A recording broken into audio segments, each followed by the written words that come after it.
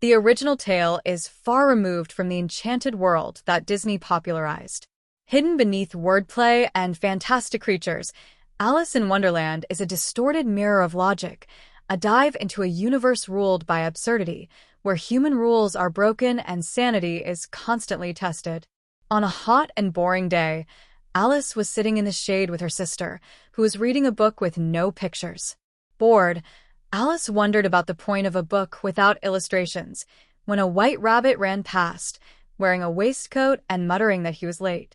Curious, she followed him and fell down a long hole, descending through a deep, dark tunnel. That's the version everyone knows.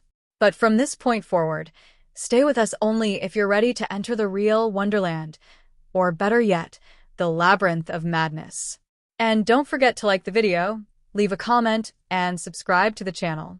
It was a tedious afternoon when Alice, sitting beside her sister, began to drift into her thoughts.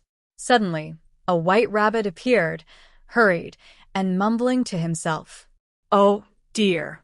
Oh, dear. I shall be late." A creature in a waistcoat, checking a pocket watch. From this moment on, the logic of reality begins to unravel. Alice follows him, impulsively, and falls into a deep hole. Her fall is slow, silent, and filled with floating objects, as if she were diving into the layers of her subconscious. This moment symbolizes the break from childhood into adult logic. She leaves the known world and descends into a senseless realm where the laws of time, physics, and language are shattered. Alice lands in a hallway full of doors.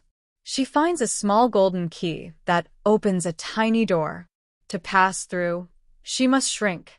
Then begins a series of grotesque physical transformations. She shrinks, grows, and cries an ocean of tears in surreal proportions. Here, Carroll introduces bodily discomfort, a possible reflection of early puberty. Alice's changing size mirrors her insecurities and the loss of control. Her sense of self begins to dissolve. Who in the world am I? She wonders. Alice encounters animals running in circles in a caucus race where everyone wins. Carroll satirizes Victorian political and social systems, frantic movement that leads nowhere, with rewards that are meaningless. Wonderland reveals itself as a cyclical world, without logic, without progress, without meaning.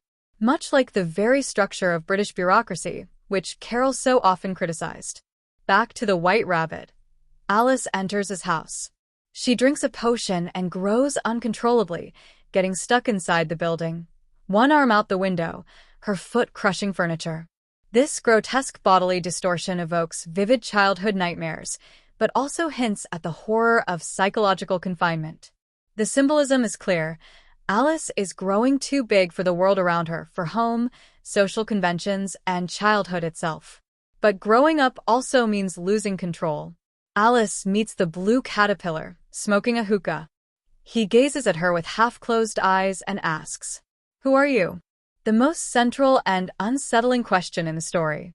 The caterpillar represents ambiguous wisdom, a symbol of transition, addiction, and indifference. The idea of identity is tested. Alice changes size when eating mushrooms, but no longer knows if she's a child, an adult, or something else. She unravels while trying to find herself. In a chaotic kitchen, a duchess screams, a cook throws pans, and a baby sneezes so much it turns into a pig. The environment is wild, aggressive, and mocks Victorian motherhood. We then meet the Cheshire Cat, who slowly disappears, leaving only his grin. He represents permanent madness. Unlike Alice, the cat is perfectly at ease with the absurd. He says, "We're all mad here." Alice meets the Mad Hatter, the March Hare, and the Dormouse, all trapped in an eternal tea party. Time has stopped.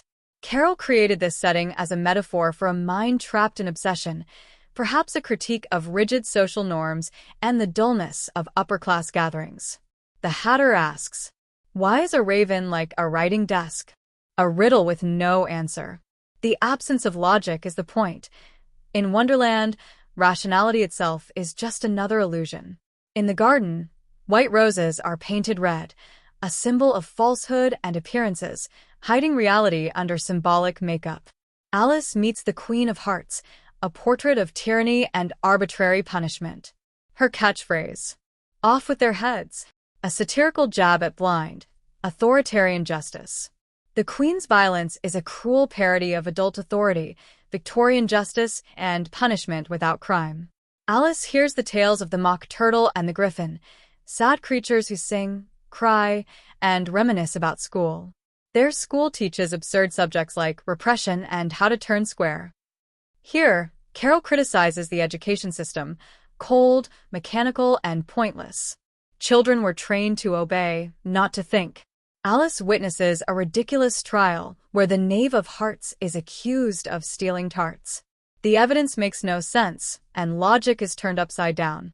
When the Queen orders his execution, Alice, now taller and more confident, stands up.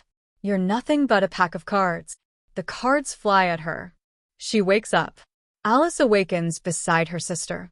But something has changed. She is no longer the same.